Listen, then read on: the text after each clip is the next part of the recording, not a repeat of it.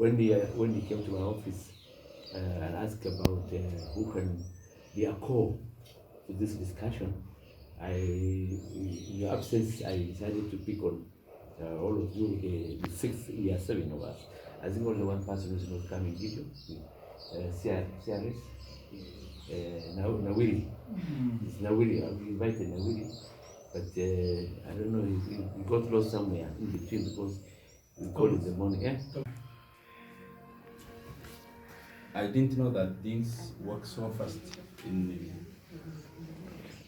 upande ingine ambayo sio ya serikali, kwa sababu I had met Shende in his office a week ago. We had a discussion. I have been having, the urge to go to his office, to all your offices, to have discussion, but at times we have a lot of limitation. At times when you plan this, you will be called for other duties and unaachana na hiyo ingine. So that day, it was on Friday, I met him and we discussed the play. It was with the Molu and his team. And then we said, we do it on this Friday. And things happen, in other situations, excuses and procrastination. So I thank you all. In fact, it gives me the impetus to also have communication. I had an idea of meeting with the people in the CIBO about areas of our interaction.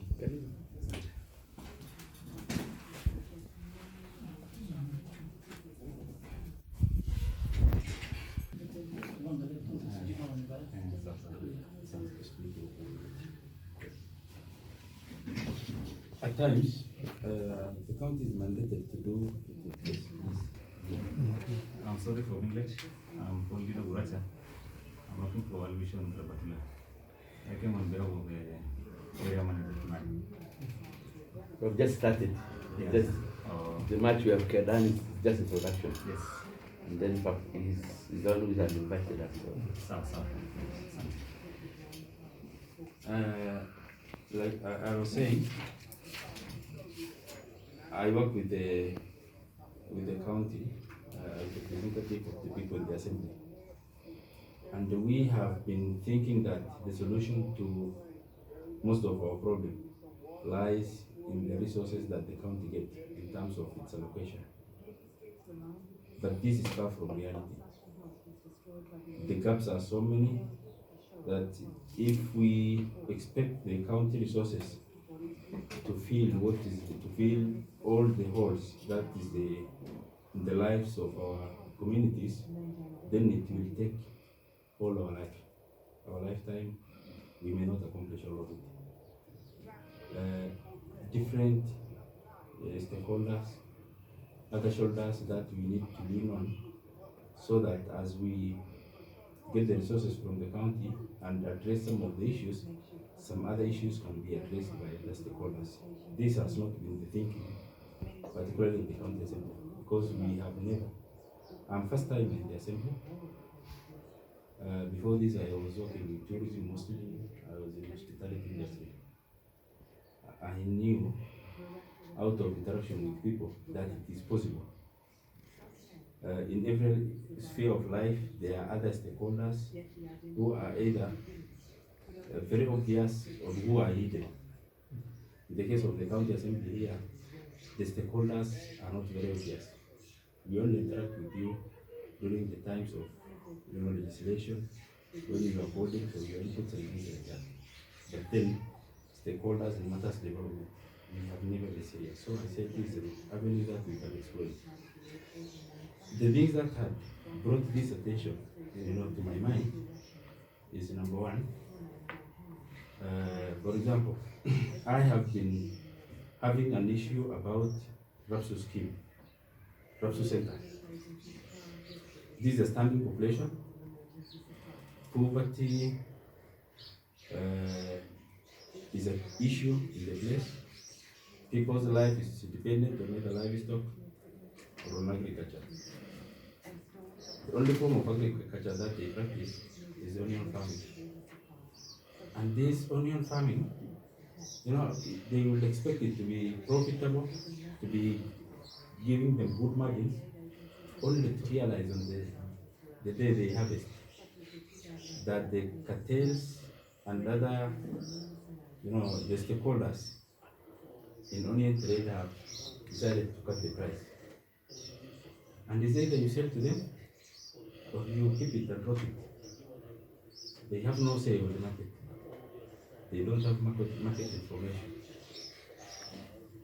Unfortunately, they don't diversify. A group of them will do onions or tomatoes or other things, and then this other group will do the other. Or even in timing, we do it at this time so that we harvest. They don't stagger. Then I went deep into them, particularly around the campaign time, and afterwards I had a sitting with them. There is, the horizon is too wide for them, but they don't manipulate. If you look around, there are people who are in export business.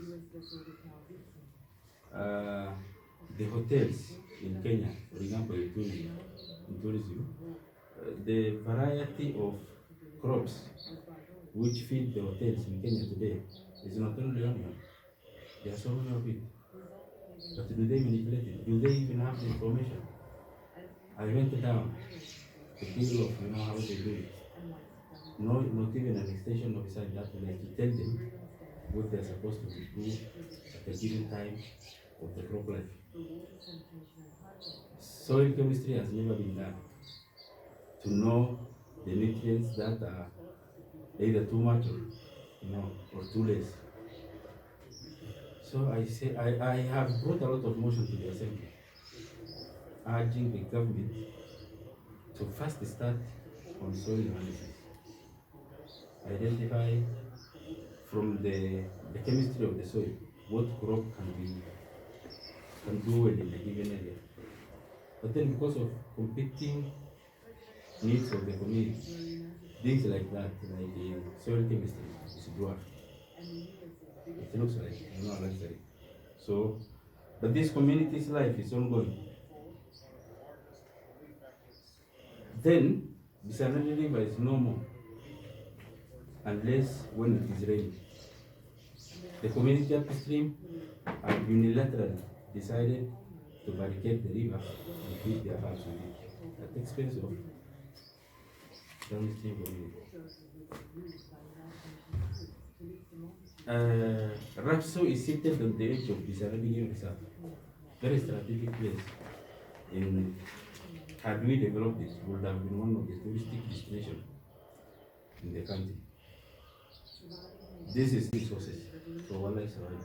Unfortunately, in case of this are not being able. So the community are left on their own. We had near ugly confrontation with the community upstream over that lake. But we pulled the rest of the community back. Some level of advocacy, some level of engagement has to be done. And then if you go on the other side, this is supposed to be done by the community, by us, and by anybody who cares for them. Yes, I will throw our weight behind it. But there is an element of, do the community know their rights about this? They're not there. And that river, apart from Rapsu, it goes down to Korbesa, a center down the street. Then when I was a young boy in the area, I know the river was flowing all the way to Tana River. That's about 15 years ago. It never happened. It's only when it is raining, when they remove the barriers of the river, is when we receive the floods, which at times is destructive, and then the river will go through its course until where it drains into the river. This one is something, it has impact on the lives of the community. Market information, like I said, is very important. Then in the same area, we are challenged with very big, high level destruction of the vegetation cover. This is wooded savanna grassland. The level of charcoal burning in that area is extreme. We are feeding the Meru market, the Meru need. If we are to go by our needs, I think we don't have to burn charcoal. Firewood is enough for us. The dead wood is enough for us. No alternative energy. If the market is fed, where is the market where we feed with charcoal is given alternative to deviate them from charcoal burning by stakeholders in Meru, would have saved us.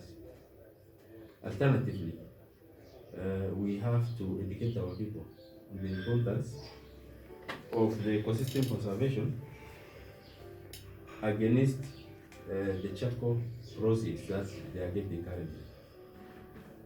Acacia species is the most targeted, and I think we have lost nearly 50%, 70% of all the mature acacia trees in the area. And the forest department is non-existent. It's very skeletal. We had a big station in Kinna, a seedling station, but that one was scrapped. The postal officers there, and this thing is done, in their watch, and the only alternative that we have, who will save the deforestation, is the community itself. If we can turn around the charcoal burners into warriors, for conserving the trees, is the only way out now. The county is going to invest something into this, but we need more. We need to talk to those people. We need to tell them the importance of this. We need to start seedlings so that in future, even we may lose a century in between where we are, where we were before, and where we are now. And if we want to turn things around, acacia is not a very fast growing species of tree. So we may lose a lot of time to rise to the optimum. But unless something is done now, then the only option is to give in to the charcoal burning, which is not the option. Rapsu and Kinna, and also Flamawe, because we are situated between River Masenyero as a ward and also River Bisanadi on the other side. River Bisanadi is draining into Kinna and Adi, and then we have Masenyero Basin. The same is happening also on this side. It's Granjo. They have overtaken Kinna Center. Now they are moving into Kolamawe. The riverine vegetation of the hardwood is also getting market in their planting. So we need to educate our community about this. How? Let them start the seedling, particularly the women, they can do this. But what do we give them in return for this? Because we can't take the women from their homes. Instead of doing their course, their work at the home, then they do this. We need to give them some incentive. What input is required? And then where do we market their product? Those are the key issues. If you come to Kinna has been into agriculture for long. I remember one time when cotton farming was the key business in agriculture of Kenya. Kinna has been doing that. Things were good, and then it deteriorated. Some of the factors that brought about the deterioration is climate based. The destruction of the environment. The effect of global warming is also there because the rain pattern started becoming very unpredictable.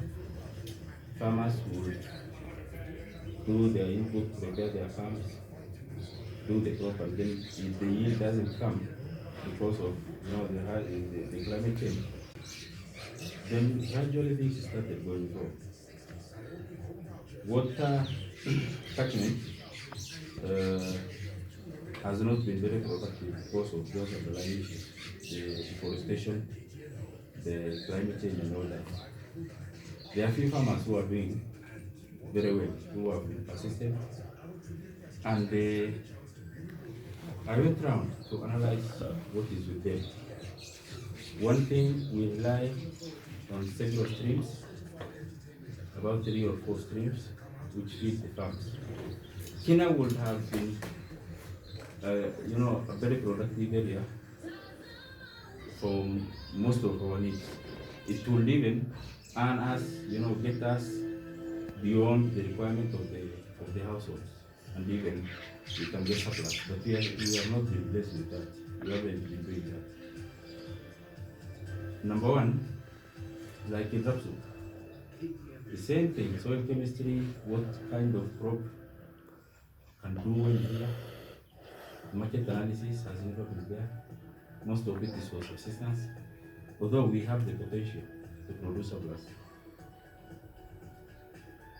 Women involvement in the business has been minimal.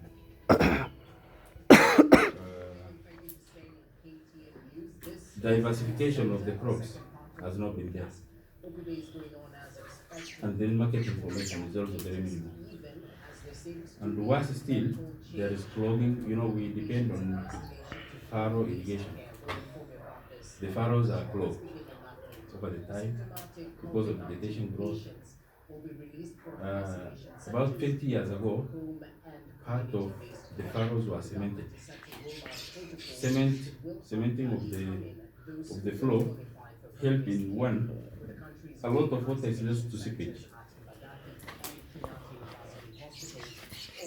Some good percentage, about 30% of the groundwater is lost to seepage in the soil. And secondly, if you cement it, I don't know what alternative technology, by then it was cementing. So if you do that again, the vegetation growth that will impair the speed of the water or even obstruct the flow will not be there. As of now, most of the streams that feed the furrows are clogged all through.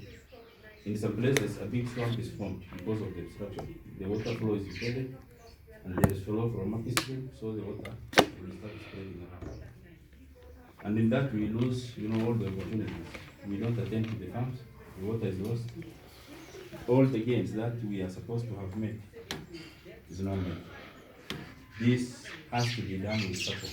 Yes, how much can the county do? If we assign roles such that the county does the soil chemistry, because one thing, the life of these people is not stopping at any stage, it's continuous. And because either the county or the other party did not do it, it doesn't slow down the life. The life has to continue. So if, for example, for a period of 1 or 2 years, if the county does more extension than it is doing, does the soil chemistry, at the same time, if we do this unclogging of the furrows, better market information, better crops diversification, then we can, the lives of these people can be up and be better within a shorter period. Other areas of the world, like in Plomawe, yes, it's equally arid. Is wooded vegetation, we are on wooded savanna. The lifestyle of there is a little bit different. People are more dependent, are more inclined towards livestock keeping than into farming. Then this, the global, all the effect of climate change is with them. At times, when it is expected to rain, is when it is the driest. When it is supposed to be dry, is when it is, the wettest, things like that happen.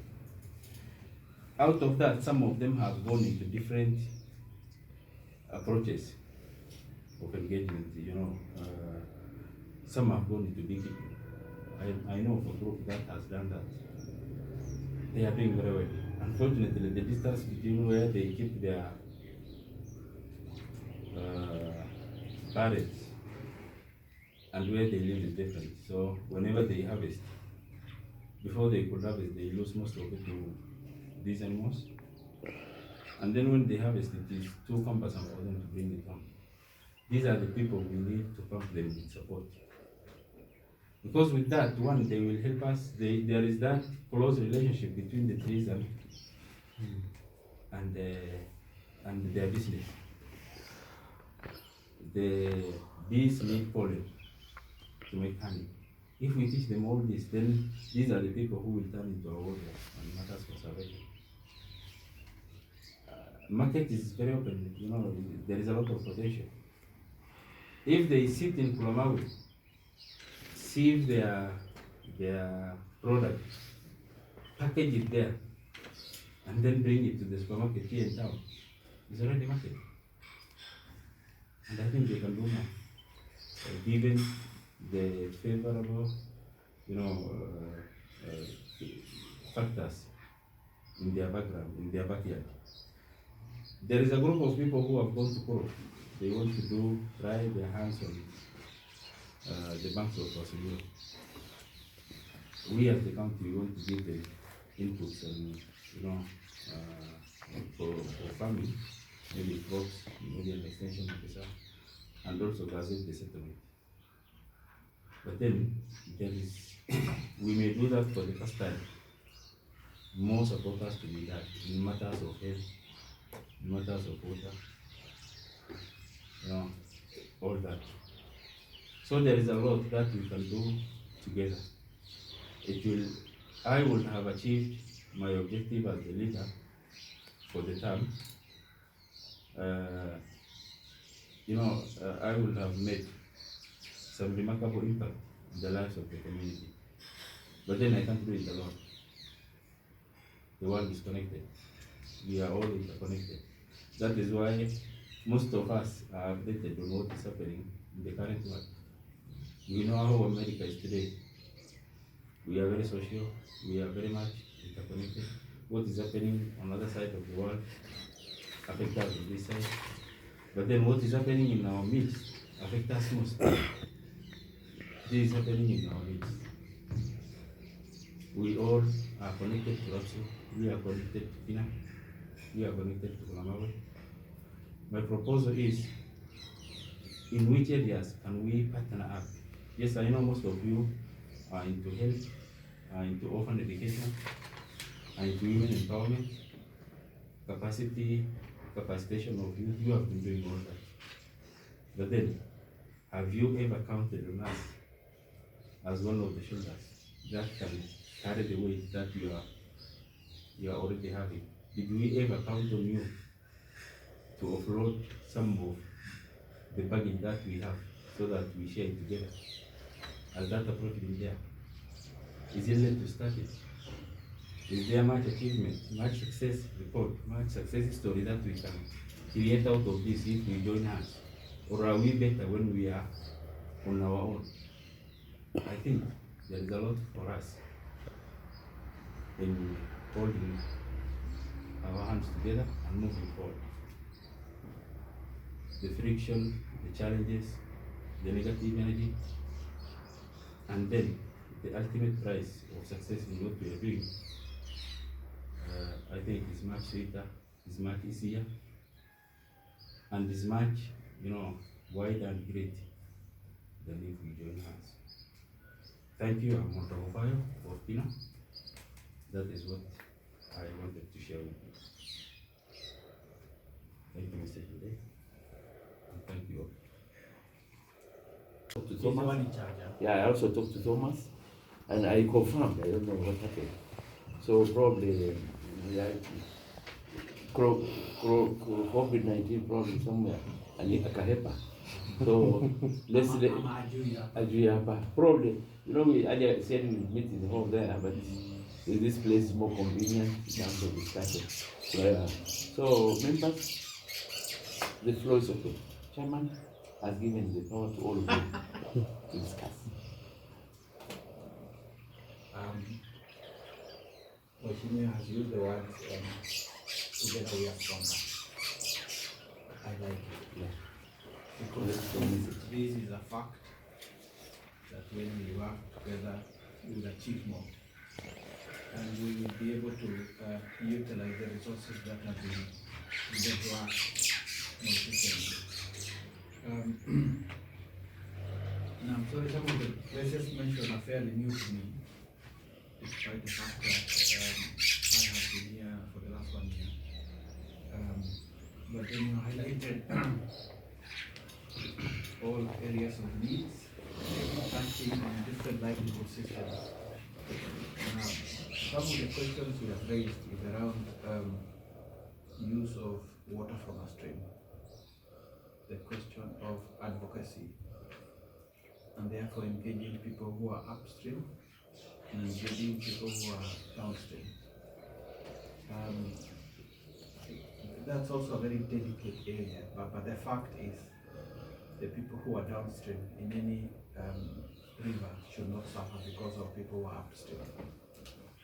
It requires a little bit of advocacy, and I'm wondering whether Kenya has engaged Ministry of Water over this, and whether there are some discussions in that line, because that would be very, very important. I know there are questions around that for Wasanyiro River, the use of water from Wasanyiro by people who are upstream vis-a-vis people who are downstream. It's a very delicate discussion, but then it's about livelihood and lives, and therefore we can't run away from it.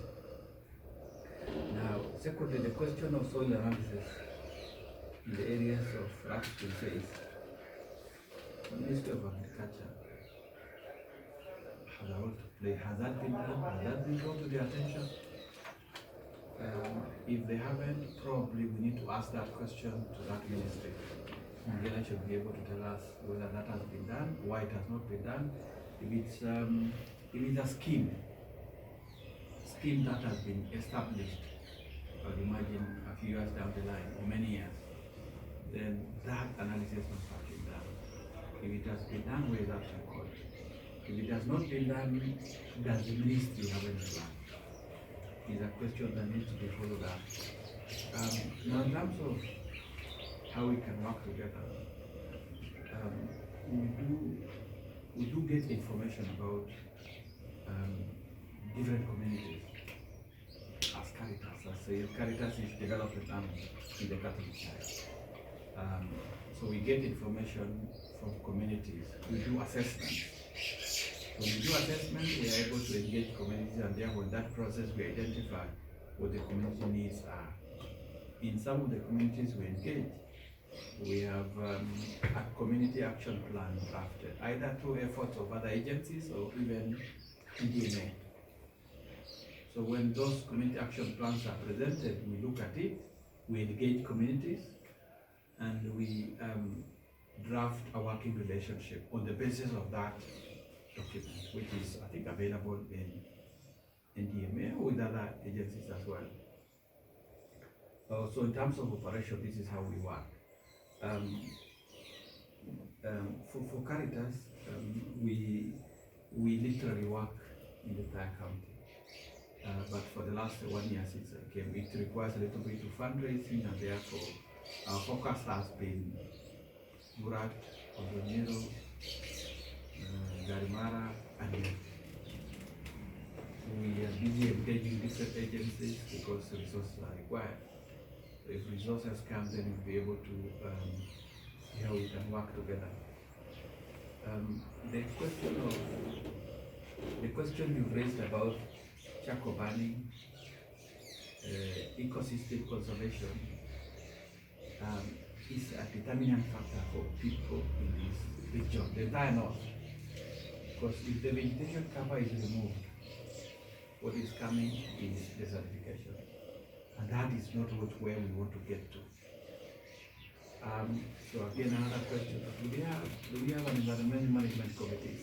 Because in certain locations, we have environmental management committees, and they are very strong. And a lot of sensitization and education has gone into building capacities of these committees. And they have made things happen. And I have seen them at work. So do they exist? If they don't, then probably one consideration would be that line.